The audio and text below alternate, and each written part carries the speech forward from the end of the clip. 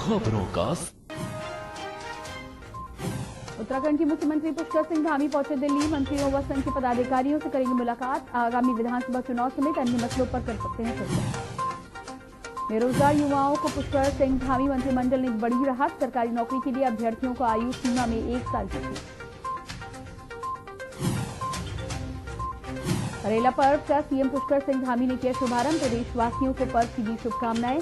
1 लाख पौधे तक लगाने का रखा लक्ष्य। उत्तराखंड सरकार का बड़ा ऐलान। हरिद्वार आएंगे कांवड़िए तो दर्ज होंगे मुकदमे। 22 से बंद रहेंगे जिले के बॉर्डर।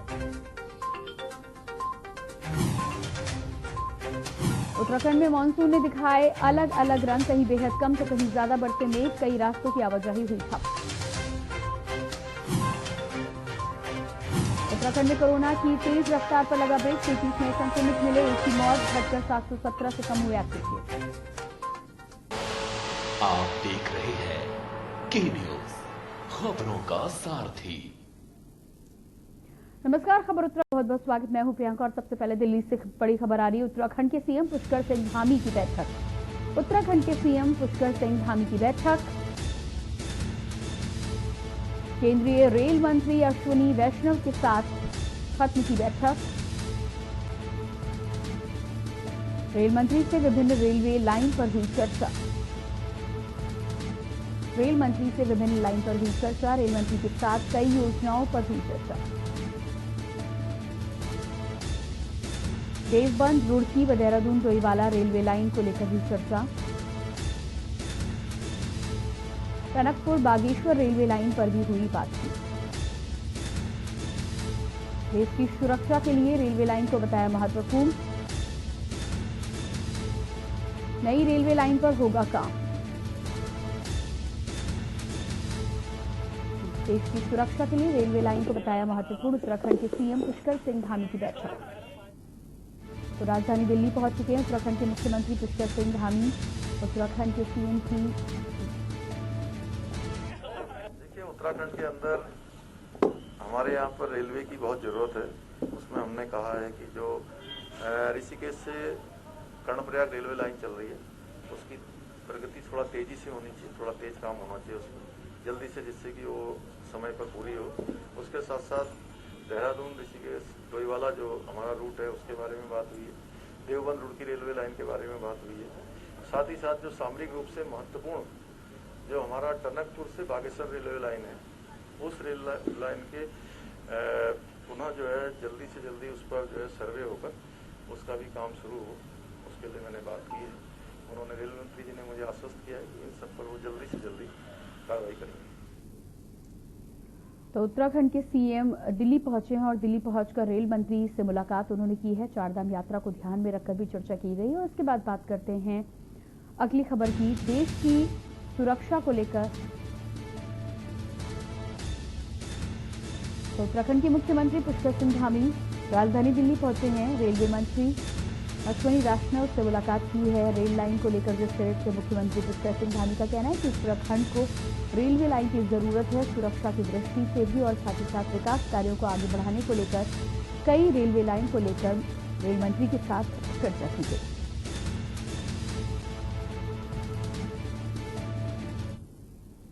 विकासखंड भगवानपुर के हकीमपुर तुर्रा गांव में आज मानसून की पहली बारिश के होते ही दर्जनों घर पूरी तरह से जलमग्न हो गए। खंड विकास के अधिकारियों के द्वारा पानी की खुदाई की गई। तालाब इन दिनों बनाने की शुरुआत की गई थी जो पूरा नहीं हो पाया और नतीजा ये हुआ कि ग्रामीण पानी में रहने को मजबूर नजर आ रहे हैं। सूचना पर तहसीलदार भगवानपुर पहुंचे और ग्रामीणों को आश्वासन दिया है। हालांकि ग्रामीण खास नाराज दिखाई दिए। गाँव के जलमग्न होने की खबर पाकर तहसीलदार भगवानपुर सुशील कुमार सैनी मौके पर पहुंचे, जहां ग्रामीणों के गुस्से को भी उन्हें झेलना पड़ा है। तहसीलदार ने मौके पर लोगों को समझाया और समस्या का समाधान जल्द किए जाने का वादा भी किया। हमारे संवाददाता के द्वारा पूछे जाने पर कार्य समय से पूरा क्यों नहीं किया गया, तहसीलदार साहब ने गोलमोल जवाब दिया और निकल लिया।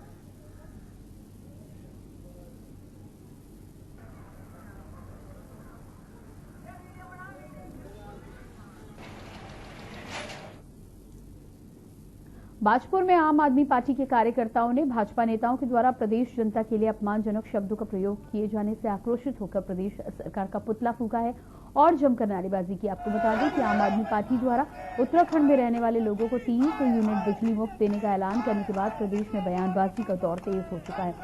यही कारण है कि कांग्रेसी और भाजपा कार्यकर्ता लगातार बयानबाजी करते हुए नजर आ रहे हैं। वहीं भाजपा के वरिष्ठ नेता प्रभाकर उनियाल द्वारा अपने बयान में प्रदेश की जनता को भिखमंगा कहे जाने से आम आदमी पार्टी के कार्यकर्ताओं में आक्रोश बना हुआ है, जिसको लेकर आम आदमी पार्टी के कार्यकर्ताओं ने जिला सचिव इंद्रजीत सिंह के नेतृत्व में भगत सिंह चौक पर प्रदेश सरकार का पुतला फूंका और जमकर नारेबाजी की।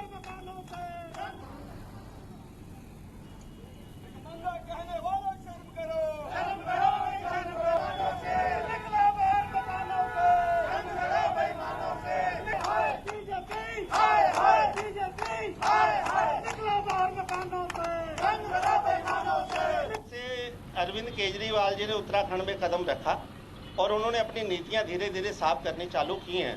उससे भाजपा और कांग्रेस दोनों में बुखलाहट हो गई है और भाजपा अनगढ़ बयान करने लग गई है, क्योंकि भाजपा इस टाइम सत्तासीन है तो जनता भी सवाल और डिमांड भी उन्हीं से करेगी। इसको लेकर भाजपा बुखला गई और बुखलाहट में जनता को भिखमंगा किया गया है। तो उस भिखमंगा वाले शब्द जो हैं हमारी जनता को आहत करते हैं और मुझे भी आहत हुआ हूं, तो इसलिए मैंने यहाँ चौराहे पे भाजपा सरकार का पुतला फूंका है और पार्टी 70 की 70 विधानसभा सीटों पे ये कार्यक्रम चल रहा है हमारा उत्तराखंड।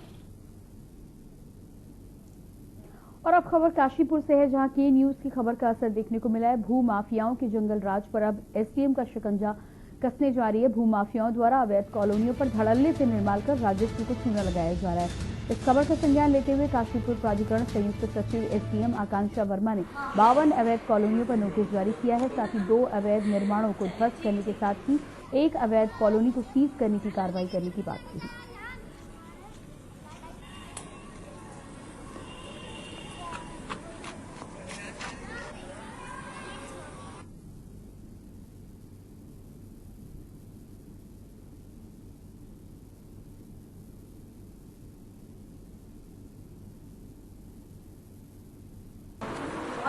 देखिए, मैं जॉइंट सेक्रेटरी हूँ प्राधिकरण की और आपको जानकारी के लिए बता दूं, टोटल जब से मैं आई हूँ तब से मैंने 52 नोटिसेस क्या कहते हैं इशू कर दिए हैं, जहाँ जहाँ अवैध कॉलोनी काटी जा रही है या फिर अवैध कंस्ट्रक्शन चल रहे हैं।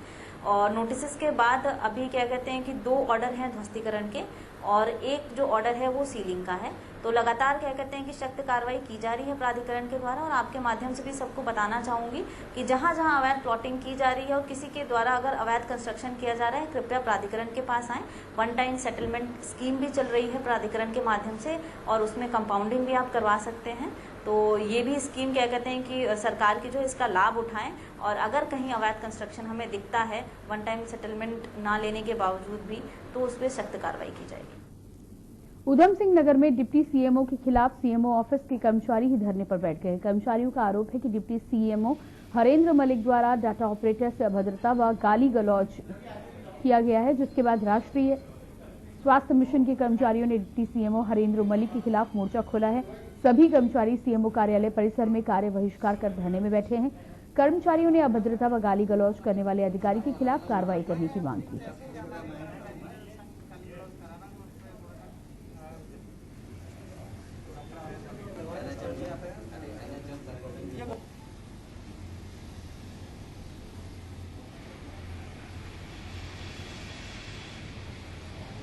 हम लगातार कोविड के अंदर 16-17 घंटे काम कर रहे हैं, सभी लोग हमारे साथ के वैक्सीनेशन पूरा काम करके दे रहे हैं और विभाग के कर्मचारी द्वारा मतलब गाली बकी हुई है हमें। मेन मुद्दा ये है, हम काम कर रहे हैं, गलती है आप बोलो उस चीज के बारे में, आप गाली थोड़ा बक सकते हैं उस चीज के बारे में। मैंने गालियां किसी को? किसने दी गाली आपको? डॉक्टर हरेंद्र मलिक जी ने गाली दी हमें। अच्छा, किस काम को लेकर गालियां दी आपको? एक बीसी थी, बीसी कनेक्ट हो रही थी, कंप्यूटर स्लो चल रहा था, उसके अंदर थोड़ा टाइम लगा, 2:30 बजे मीटिंग थी और 2:35 हो चुके थे कंप्यूटर ऑन होने में। इतना सही मुद्दा था, उसमें उन्होंने गाली बोलना शुरू कर दिया। लालकुआं नगर पंचायत और सेंचुरी पल्प पेपर मिल द्वारा सौजन्य से लालकुआं क्षेत्रवासियों को जल्द ही एक सुंदर हाईटेक ग्रीन पार्क मिलने जा रहा है, जिसकी रूपरेखा तैयार कर ली गई है।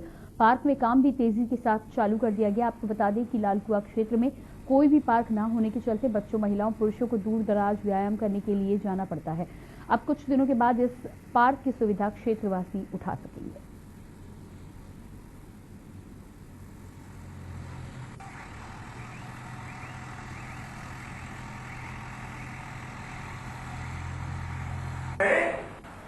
देखिए, हमारा शहर छोटा तो है, लेकिन कोई पार्क नहीं था। और आज सेंचुरी पल्प पेपर मिल के CEO JP नारायण जी ने जो एक सौगात लाल कुआं के लिए दिया है, ग्रीन पार्क, और इसका सौंदर्यीकरण का जो उन्होंने जिम्मेदारी लिया है और उसके वजह कार्य भी शुरू हो गया है। नगर पंचायत द्वारा भाई साहब हमने खुद बोर्ड की बैठक में, अब बोर्ड की बैठक में ही डायरेक्ट हमारे सभासदों ने, पार्षदों ने कहा कि यदि पार्क वो नहीं बनाते हैं तो दूसरा भी संस्था बनाने के लिए तैयार थी। तो हम लोग उसी समय फोन किए और उन्होंने तुरंत कहा, चेयरमैन साहब आप मांगे ही नहीं, जब आप मांगे हैं तो हम तो भव्य पार्क बना करके आपको देंगे। और अगली खबर रुद्रप्रयाग से है, जहां ऋषिकेश बद्रीनाथ हाईवे के खाखरा और नरकोटा के बीच का हाईवे काफी खतरनाक हो चुका है। यहां पर आवागमन करना किसी खतरे से खाली नहीं है। हर दिन रात के समय इस स्थान पर भारी भूस्खलन हो रहा है, जिसकी वजह से राजमार्ग को खोलने में घंटों का समय लग रहा है। वहीं राष्ट्रीय राजमार्ग विभाग की भी सामने नजर आ रही है। राजमार्ग विभाग की मशीनें मलबा गिराने के घंटों बाद पहुंच रही हैं। राजमार्ग के दोनों ओर वाहनों का जमावड़ा लगा रहता है। वहीं बीमार और महिला को हायर सेंटर रेफर करने में तीमारदारों और मेडिकल स्टाफ को भारी मशक्कत भी करनी पड़ती है।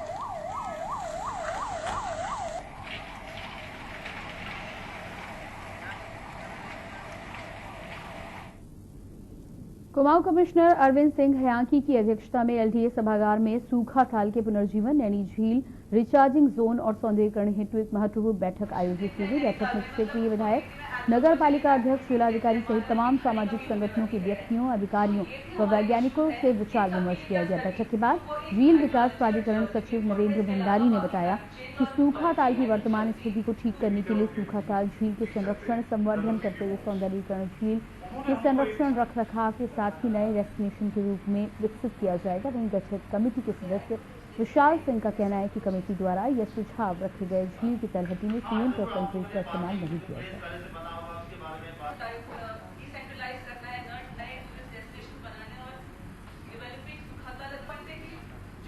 मेजर सभी चाहते हैं कि सूखाताल लेक जो हमारा कंजर्व हो और इंक्रोचमेंट फ्री रहे, तो उसमें बाउंड्री और उस पे सब एग्री करे। लेकिन जो बेड है उस पे क्या होना चाहिए, तो उस पे जैसे हमने बताया कि रिचार्ज कर रहे हैं हम, तो उस पे IIT रुड़की को भी हमने भेजा है अपना प्रपोजल। और यहाँ पे एक इंटरनल कमेटी एक बनाई गई है जिसमें अजय रावत सर हैं, अनुपम शाह जी हैं और विशाल जी हैं और प्रोफेसर पंत सर हैं। तो इनको भी इनके साथ हम शेयर करेंगे प्लान, ताकि एक इंटरनल हम एक हर बार एक इतनी बड़ी बैठक बुला नहीं पाएंगे हर हफ्ते, तो इनसे हम डेली वीकली इनसे अपने कंसर्न जो इनके हैं वो लेते रहेंगे और IIT रुड़की से जो टाई अप करना है उसके साथ इनके जो बेड के कंसर्न है या जो लोड को लेके कंसर्न है उनको एड्रेस करेंगे। सूखाताल का नैनीताल को रिचार्ज करने का, और जो उसके अंदर एक्वाफर है जिससे पानी बाहर निकाला जाता है ड्रिंकिंग वाटर पर्पसेस से, वो खराब न किया हो। तो प्लान से हमें कोई आपत्ति नहीं है, लेकिन आपत्ति ये है कि जिस तरह का मटेरियल है वो नेचर बेस्ड होना चाहिए और इसको सॉफ्ट सोल्यूशन जिसे कहते हैं, ग्रासेस और कंक्रीट और पत्थर का इस्तेमाल कम से कम हो इस लेक को रिजुविनेशन के लिए, क्योंकि ये एक बहुत महत्वपूर्ण लेक है नैनीताल के लिए ही नहीं बल्कि पूरे हिमालय के लिए। इसका इन्फिल्ट्रेशन रेट बहुत हाई। और अगली खबर लक्सर से है, जहां तीसरी संतान होने पर लक्सर नगर पालिका सभासद नीता पंचाल की सदस्यता रद्द हो गई। इस बाबत सचिव शहरी विकास शैलेश बगौली की ओर से आदेश जारी किया गया और नगर पालिका परिषद विकास के अधिशासी अधिकारी गौहर हयात ने इसकी पुष्टि की है। देश में जनसंख्या नियंत्रण कानून पर जहां भी बहस चल रही है, वहीं उत्तराखंड में तीसरी संतान पैदा होने पर निर्वाचित जनप्रतिनिधि की सदस्यता समाप्त किए जाने का यह पहला मामला सामने आया है। शहरी विकास विभाग ने लक्सर नगर पालिका परिषद से वार्ड नंबर 4 की निर्वाचित सभासद अनीता पंचाल को इसी आधार पर हटाया है। स्थानीय निकाय और ग्राम पंचायत के जनप्रतिनिधियों के लिए 2 जुलाई 2002 से अधिकतम 2 संतान की शर्त लागू है। प्रदेश में नगर निकाय और पंचायतों में ऐसे व्यक्ति चुनाव नहीं लड़ सकते जिनकी इस निर्धारित तिथि के मध्य तीसरी संतान पैदा हुई है। नगर पालिका परिषद लक्सर से वार्ड 4 के निर्वाचित सभासद नीता पंचाल वर्ष 2018 में निर्वाचित होने के बाद तीसरी बार मां बनी थी। इस पर उनके खिलाफ निर्वाचन शर्त का उल्लंघन की शिकायत जिलाधिकारी हरिद्वार के पास पहुंची।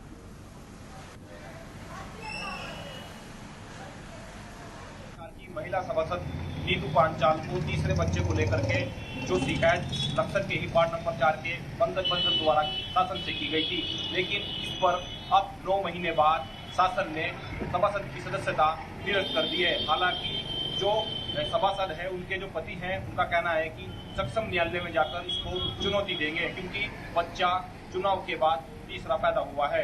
ऐसे में शासन से जो चुनौती आई है उसको किस तरीके से न्यायालय में चुनौती दी जाएगी यह आने वाला वक्त बताएगा, क्योंकि फिलहाल सभासद की सदस्यता निरस्त कर दी गई है। कैमरा पर्सन के साथ रामगोपाल, के न्यूज इंडिया। उत्तराखंड विद्यालय शिक्षा परिषद जुलाई के अंतिम सप्ताह तक हाई स्कूल और इंटरमीडिएट की परीक्षा के परिणाम घोषित करने जा रही है, जबकि परीक्षा के परिणाम असंतुष्ट विद्यार्थी दोबारा से बोर्ड परीक्षा दे सकते हैं। इसके लिए विद्यार्थियों को 1 महीने के अंदर आवेदन करना होगा। आपको बता दें कि कोविड के चलते उत्तराखंड विद्यालय शिक्षा परिषद ने 10वीं और 12वीं की परीक्षा नहीं करवाई थी। उत्तराखंड बोर्ड में हाई स्कूल 1,48,350 विद्यार्थी शामिल होने थे, जबकि इंटरमीडिएट में 1,22,198 विद्यार्थियों को परीक्षा देनी थी। लेकिन मार्च और अप्रैल में कोविड के बढ़ते मामलों को देखते हुए उत्तराखंड विद्यालय परिषद ने परीक्षा रद्द कराई। आपको ये भी बता दें कि उत्तराखंड सरकार ने एक शासन आदेश जारी किया है। 9वीं की परीक्षा परिणाम के आधार पर 10वीं के विद्यार्थियों को प्रमोट किया जाएगा। ऐसा ही 11वीं की परीक्षा के परिणाम के आधार पर 12वीं के विद्यार्थियों को प्रमोट किया जाएगा।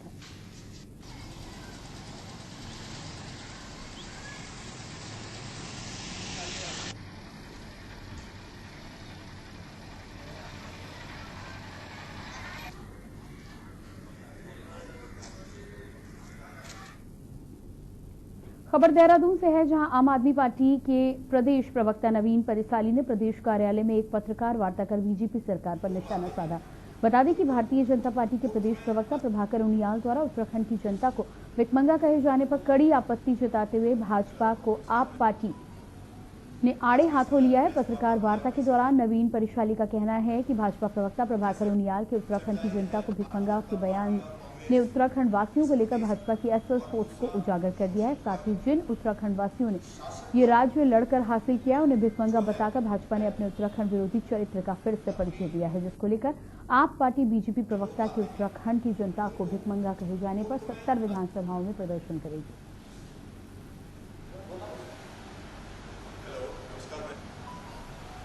आज की इस प्रेस वार्ता में आयोजित इस प्रदेश में एक दूसरे के पूरक रहे हैं। इनके कुशासन ने इस प्रदेश की जनता को 2 वर्गों में विभाजित कर दिया है, एक शासक वर्ग और दूसरा शासित वर्ग। शासक वर्ग को इनकी राजनीतिक धारणा और दर्शन के अनुसार असीमित सरकारी सुविधाएं ससम्मान लेने का अधिकार है, लेकिन वहीं जब शासित वर्ग जो यहाँ की गरीब जनता है उसको कोई बात अगर मुफ्त में देने की बात होती है तो इनको लगता है कि ये इसके लायक नहीं है और ये जनता को भिखारी कहने से भी गुरेज नहीं करते हैं। कैबिनेट मंत्री अरविंद पांडे ने दिनेशपुर के इंटर कॉलेज परिसर में आयोजित अटल उत्कृष्ट विद्यालय का उद्घाटन किया। इस दौरान उन्होंने पौधारोपण भी किया। उन्होंने कहा कि अटल आदर्श विद्यालय खोलने का उद्देश्य प्रदेश के हर गरीब परिवार के बच्चे को बेहतर शिक्षा देना है। कोविड की वजह से पूरी दुनिया इस समय त्रस्त है और बच्चों का जीवन हमारा बचाना हमारी पहली प्राथमिकता है, लेकिन ऑनलाइन दूरदर्शन के माध्यम से, जियो टीवी के माध्यम से, रेडियो कम्युनिटी के माध्यम से हम ऑनलाइन बच्चों को पढ़ाने का कार्य कर रहे हैं।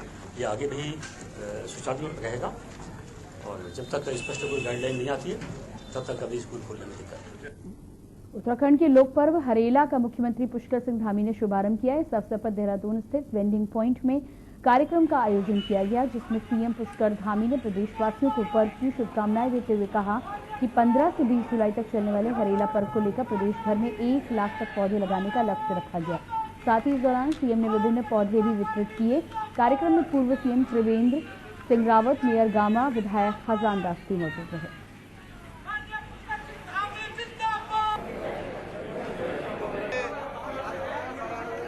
हरेला पर्व के अवसर पर यहाँ पर जो ये महाअभियान शुरू किया गया है, निश्चित रूप से इससे प्रदेश के अंदर 1 लाख के लगभग वृक्ष लगाने का जो संकल्प लिया गया है निश्चित रूप से प्रकृति संरक्षण के लिए ये बहुत ही, मैं कहूँगी, लाभदायक होगा और आने वाले समय में इससे प्रेरणा लेकर प्रदेश के कोने कोने पर लोग वृक्ष लगाएंगे।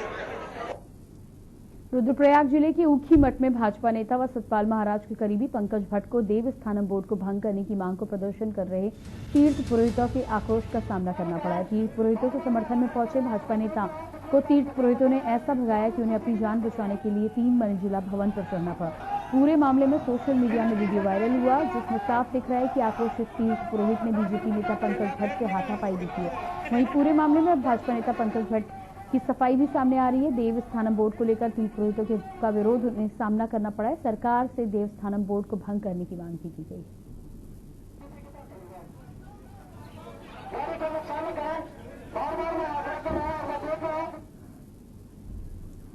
शिक्षा मंत्री अरविंद पांडे द्वारा जनपद ऊधम सिंह नगर से चयनित अटल उत्कृष्ट विद्यालय का शुभारंभ किया गया। इस दौरान उन्होंने कहा कि प्रदेश में बनाए गए अटल उत्कृष्ट विद्यालय की स्थापना करने के पीछे गरीब परिवार को बेहतर से बेहतर शिक्षा प्रदान करना है। प्रदेश के तमाम अटल उत्कृष्ट विद्यालयों के लिए 797 शिक्षकों की नियुक्ति करनी है, लेकिन आवेदन मांगने पर 3009 शिक्षकों द्वारा आवेदन प्राप्त किया गया। 15 जुलाई तक सभी शिक्षकों के इंटरव्यू पूरे कर लिए जाएंगे, जिसके बाद उन्हें उत्कृष्ट अटल विद्यालयों में नियुक्ति की जाएगी।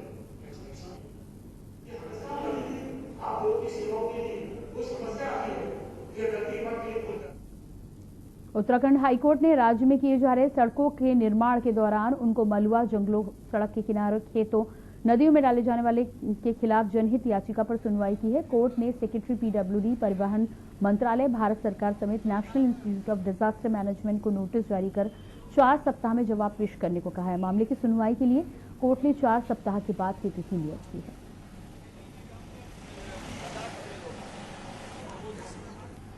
पर्वतीय क्षेत्रों में राज्य में जहां भी सड़कों का निर्माण हो रहा है, पहले तो वो समयबद्ध तरीके से पूरा नहीं किया जा रहा है, और दूसरा ये कंप्लेंट थी इस याचिका में कि उनका मलबा निस्तारण जो है नदी में, जंगलों में या फिर ग्रामीण क्षेत्रों में किया जा रहा है, जिससे न सिर्फ लोगों को और पर्यावरण को नुकसान हो रहा है, बल्कि आने वाले समय में आपदा का भी कारण बन सकता है। तो इस मामले पर कोर्ट ने संज्ञान लेते हुए सेंट्रल गवर्नमेंट की एजेंसीज को, नेशनल हाईवेज अथॉरिटी BRO और road transport ministry, environment ministry और स्टेट गवर्नमेंट की जो एजेंसीज हैं PMGS wise section, secretary PWD और फॉरेस्ट को, और साथ ही सेंट्रल पॉल्यूशन कंट्रोल बोर्ड और स्टेट पॉल्यूशन कंट्रोल बोर्ड और साथ ही national institute of disaster management को भी नोटिस जारी करके 4 हफ्ते में जवाब मांगा। उत्तराखंड सरकार ने ACS राधा रतूड़ी को मुख्यमंत्री के अपर मुख्य सचिव पद से हटाया है। इसके साथ ही उनसे कार्मिक व सतर्कता महकमा वापस ले जाने की बात की है। कुमाऊं के कमिश्नर अरविंद सिंह हेयांकी को सीएम के सचिव की जिम्मेदारी सौंपी गई है। बुधवार को मुख्यमंत्री पुष्कर सिंह धामी की मंजूरी के बाद कार्मिक विभाग ने फेरबदल किया है। सीएम धामी का एक चौंकाने वाला फैसला बताया जा रहा है। अपर मुख्य सचिव रतूड़ी से सचिवालय के सभी विभाग हटा दिए गए।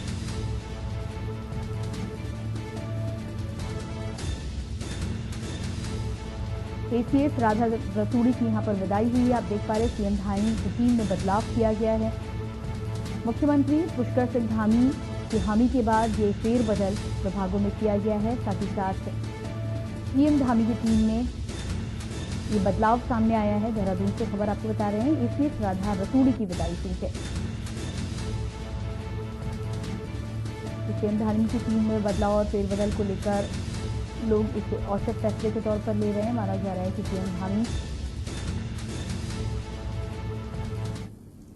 रामनगर में टैक्सी यूनियन और टेम्पो यूनियन के वाहन मालिक और चालकों को ARTO के माध्यम से मुख्यमंत्री के नाम एक ज्ञापन प्रेषित किया गया, जिसमें उन्होंने कहा कि उत्तराखंड देवभूमि के नाम से विख्यात है, जहां पर्यटन के क्षेत्र में महत्वपूर्ण भूमिका निर्वहन करता आया है। प्रत्यक्ष व अप्रत्यक्ष रूप से प्रत्येक उत्तराखंडी पर्यटन के क्षेत्र से जुड़ा हुआ है। उत्तराखंड में निवासरत अधिकतम जनसंख्या की आजीविका का मुख्य साधन पर्यटन है। पर्यटन संबंधी गतिविधियां संचालित न होने के कारण उत्तराखंड के समस्त कमर्शियल वाहन, टैक्सी वाहन, टेम्पो वाहन, बसें, मॉल वाहन सड़क किनारे खड़े खिलौना बन चुके हैं। अपनी मांगों को लेकर सभी कमर्शियल वाहन स्वामियों ने सांकेतिक रूप से बाजार के मुख्य मार्ग से अपने अपने वाहन ARTO के कार्यालय लेकर पहुंचे और वहां पर प्रदर्शन किया।